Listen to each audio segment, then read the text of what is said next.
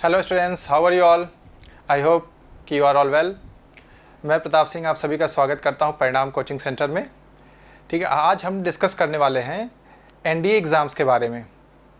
ठीक है, NDA exams UPSC conduct कराती है और हम लोग जो हमारी क्लास का आज एजेंडा है वो है कि एनडीए के एग्ज़ाम्स में इंग्लिश में क्या पूछा जाता है और उसके अलावा क्या स्ट्रैटेजी होनी चाहिए इस एग्ज़ाम के प्रिपरेशन के लिए। ठीक है, तो आइए सबसे पहले हम लोग ये देख लेते हैं कि हमारे एग्ज़ाम में आता क्या है। उसके बाद फिर मैं आप सभी को ये बताऊंगा कि किस तरीके से एग्ज़ाम की तैयारी करनी होती है, क्या क्या हमें पढ़ना होता है। ठीक है ना, तो देखिए ये जो एनडीए एग्ज़ाम होता है, ठीक है, इसमें एक्चुअली एक जनरल एबिलिटी का टेस्ट होता है। ठीक है, उसको हम GAT बोलते हैं, जनरल एबिलिटी टेस्ट। इसमें लगभग 150 क्वेश्चन होते हैं और 150 क्वेश्चन होते हैं और इसका ड्यूरेशन क्या होता है? ड्यूरेशन होता है इसका 2.5 आवर्स, यानी 2.5 घंटे का पेपर होगा। और इसका टोटल मार्क्स होता है कितने का? 600 मार्क्स। टोटल मार्क्स कितने हैं इसका? 600 मार्क्स। ठीक है, अब यहाँ पर आपको एक चीज़ समझनी है कि ये जो जनरल एबिलिटी टेस्ट होता है इसमें सिर्फ इंग्लिश नहीं आती है, इसमें जो है इंग्लिश के साथ साथ फिज़िक्स आता है, केमिस्ट्री आता है, थोड़ा बहुत बायोलॉजी आता है और उसके अलावा हिस्ट्री, ज्योग्राफी और इकोनॉमी से रिलेटेड भी, पॉलिटिक्स से रिलेटेड भी क्वेश्चन आते हैं। समझ गए मेरी बात को? तो ये इसमें इंग्लिश के साथ साथ पूरा आपका इंग्लिश, फिज़िक्स और पूरा आपका जनरल स्टडीज़ हो जाता है। ठीक है, अगर मैं इसमें इंग्लिश के सेक्शन की बात करूं तो इंग्लिश का जो सेक्शन है, ठीक है ना, उसमें 50 क्वेश्चंस आते हैं। कितने क्वेश्चंस आते हैं? 50 क्वेश्चंस आते हैं। ठीक है, और टोटल जो मार्क्स होता है वो 200 मार्क्स। 50 क्वेश्चंस कितने मार्क्स के होंगे? 200 मार्क्स का होगा पूरा 50 क्वेश्चन। ठीक है, अब हमें यही देखना है कि ये जो 50 क्वेश्चन आता है इसमें क्या क्या पूछा जाता है। ठीक है, तो आइए देख लेते हैं कि आपके पेपर में इंग्लिश के क्या क्या पूछा जाता है। ठीक है, देखिए एनडीए के पेपर में जो सबसे पहला क्वेश्चन बनता है वो बनता है एरर। ठीक है, एरर के क्वेश्चंस आते हैं। एरर के क्वेश्चंस क्या आते हैं? जैसे मैं आपको एक एग्जांपल यहाँ पे दे रहा हूँ, एनडीए के ही पेपर में पूछा गया क्वेश्चन है कि he asked whether either of the two brothers were at home। ठीक है, और इस तरह से एक फुल स्टॉप होगा। अब देखिए इसमें होता क्या है कि यहाँ पर इस तरह से 4 ऑप्शंस में इस सेंटेंस को बांट दिया जाता है। ठीक है, ये हो गया बी ऑप्शन, ये हो गया सी ऑप्शन और यहाँ पर एक 4th ऑप्शन होता है जो लिखा होता है क्या? नो एरर, और इसको हम लोग बोलते हैं क्या? Option D. ठीक है, इसको बोलते हैं एरर के क्वेश्चन। इसमें आपको ये देखना है कि ये जो सेंटेंस मैंने यहाँ पर लिखा हुआ है इसमें जो है 3 पार्ट हैं। पूरे सेंटेंस को 3 पार्ट में डिवाइड किया गया है और चौथा पार्ट है नो एरर का। आपको ये देखना है कि ये जो 3 पार्ट का सेंटेंस है इसमें क्या किसी पार्ट में ग्रामेटिकल एरर है। अगर आपको लगता है कि इसमें से किसी भी एक पार्ट में ग्रामेटिकल एरर है तो वो पार्ट आपका क्या होगा? आंसर होगा, क्योंकि आपको क्या करना? एरर स्पॉट करना है। ठीक है, इस क्वेश्चन को बोलते हैं स्पॉटिंग एरर। ठीक है, लेकिन अगर आपको लगता है कि नहीं इन तीनों पार्ट्स में से किसी पार्ट में कोई ग्रामेटिकल एरर नहीं है तो आपका आंसर होगा क्या? ऑप्शन डी, यानी नो एरर, क्योंकि जब कोई ग्रामेटिकल एरर है ही नहीं इन तीनों पार्ट में तो यही आपका आंसर होना चाहिए। ठीक है, ये होता है स्पॉटिंग एरर का क्वेश्चन।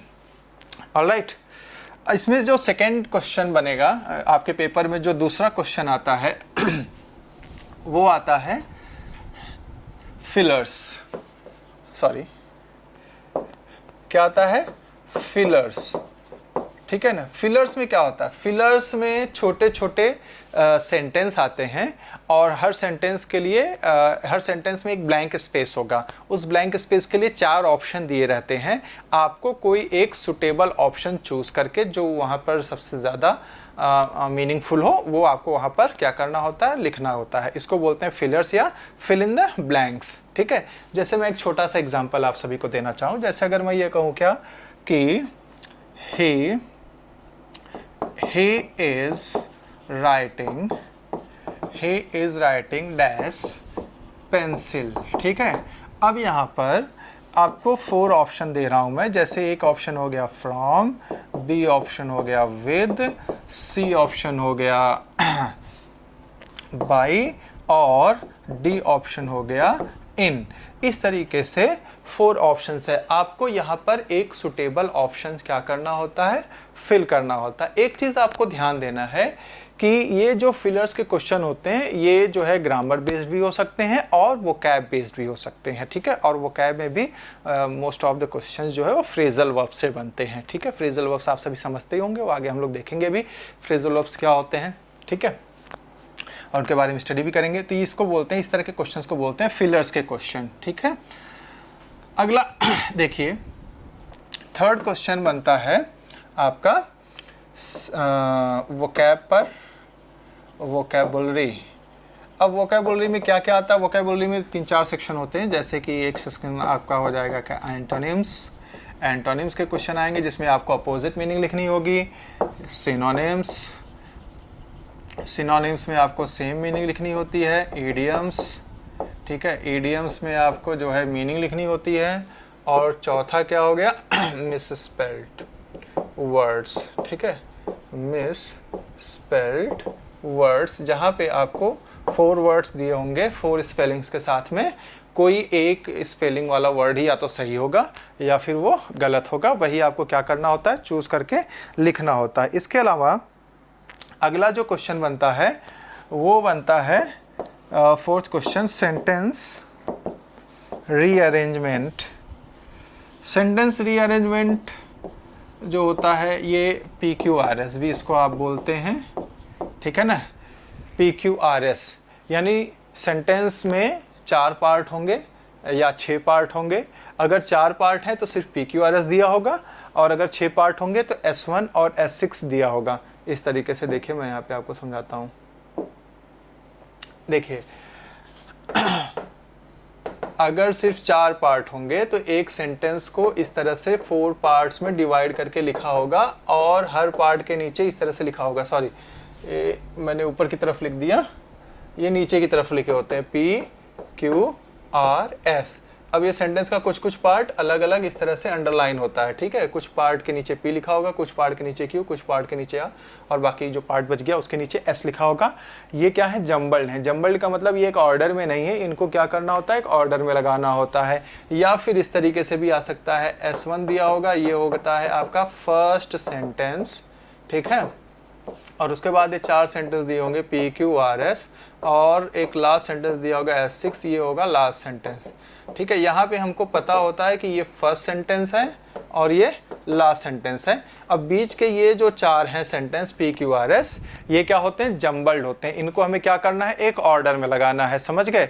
तो जब ये एक क्वेश्चन आते हैं तो इनकी जो है कुछ ट्रिक्स होती है इन क्वेश्चंस को सॉल्व करने की, ठीक है। और वो ट्रिक्स क्या होती है उसके बारे में हम लोग आगे स्टडी करेंगे, जिससे फटाफट मुश्किल से 10 to 15 सेकेंड्स में ये क्वेश्चंस आपसे क्या हो जाया करेंगे, सॉल्व हो जाया करेंगे, ठीक है।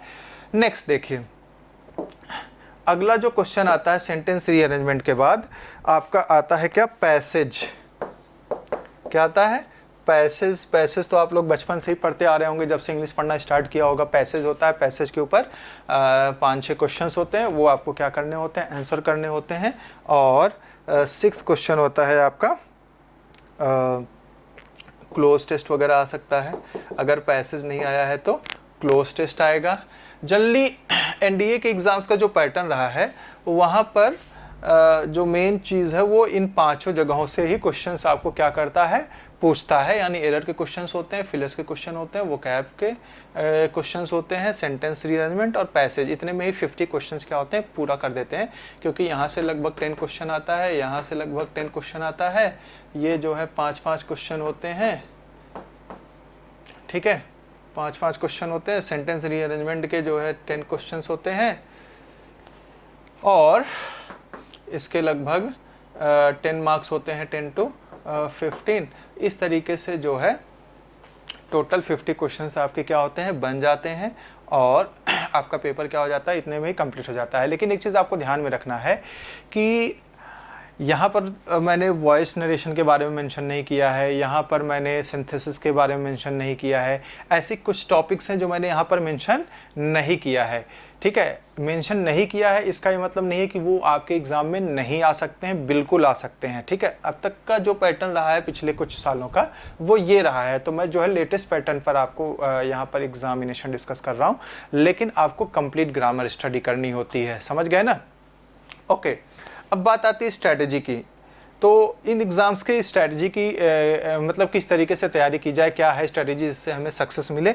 तो मैं आपको एक चीज़ ये एकदम क्लियर कट बता दूं कि ऐसी कोई स्ट्रैटेजी, कोई विशेष स्ट्रैटेजी नहीं है, एक ही स्ट्रैटेजी है, स्मार्ट वर्क। ठीक है, मतलब आपको हार्ड वर्क करना है स्मार्टली।